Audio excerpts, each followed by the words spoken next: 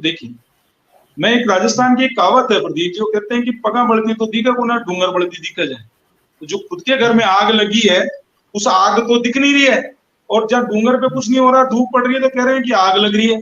तो अगर वो इसमें खुश रहना चाहते हैं तो मैं तो चाहता हूँ आपके माध्यम से खुश रहे और मुंगेरी लाल के हसीन सपने देखते रहे, तो हमारे को कोई ये तो आपत्ति नहीं है। ये लेकिन आपकी ये बात तो का मदन जी, आपकी ये तो बात का मदन जी, ये तो मानवीय सोच है। आदमी खुद को नहीं देखता, वो सामने, क्योंकि आंखों से सामने नजर आता है।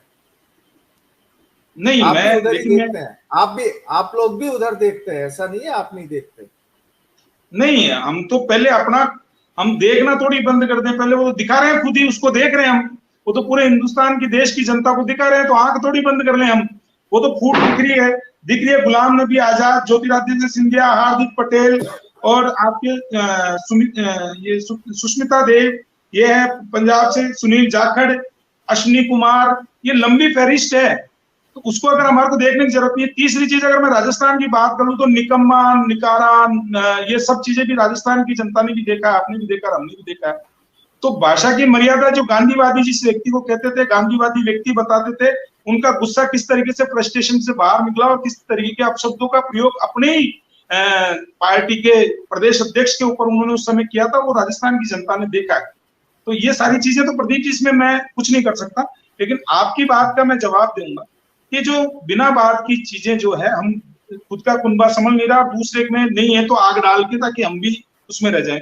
भारतीय जनता पार्टी राजस्थान में एकजुट थी, एकजुट है और एकजुट रहेगी। हमारे लिए, भारतीय जनता पार्टी के लिए भारत एक ही चीज महत्वपूर्ण होती है, कार्यकर्ता हो या पदाधिकारी हो, हमारे लिए हमारा कमल का फूल जो होता है वो मुख्य होता है। ये व्यक्ति विशेष परिवारवाद की पार्टी नहीं है। मैं आपको फिर कह दूं, एक परिवार से ये चलने वाला नहीं है। आज अगर आप कांग्रेस को देखेंगे तो वो दो लोगों की पार्टी है, घर के 3 परिवार के लोगों की पार्टी है, उसमें कोई दूसरा बोलेगा तो यात्रा करने के ऊपर जो प्रश्न चिन्ह उठा रहे हैं आप लोग प्रदीप जी, मैं तो उसका जवाब दे सकता हूँ कि अगर मान लीजिए कोई धार्मिक यात्रा करता है और वो धार्मिक यात्रा में उनकी आस्था है, अगर उस आस्था के अंदर वो कहीं जाते हैं तो उसमें क्या होता है? पुण्य जी ने कहा है, ये बात स्टेटमेंट, ऑन रिकॉर्ड स्टेटमेंट है। बिल्कुल। सवाल पहली बात तो हम नहीं उठा रहे, सवाल यात्रा पर नहीं है। बिल्कुल हर व्यक्ति इस हिंदुस्तान में आजाद है, स्वतंत्र है, वो जो भी अच्छा काम है वो अपना कर सकता है। सवाल केवल यहाँ पर सियासत से जुड़ा है कि तमाम और भी जो लीडर्स हैं, जो विधायक है, चाहे उन इलाकों के विधायक हों, पुनिया जी ने अगर यात्रा की है तो जाहिर सी बात है साथ तो उनको भी चलना चाहिए था ना। नहीं, ऐसा कोई जरूरी थोड़ी है। ये कोई, मैं कह रहा हूँ, राहुल गांधी का रोड शो थोड़ी हो रहा है यहाँ पे। ये राहुल गांधी जी का रोड शो, दुनिया को दिखाने का रोड शो थोड़ी हो रहा है।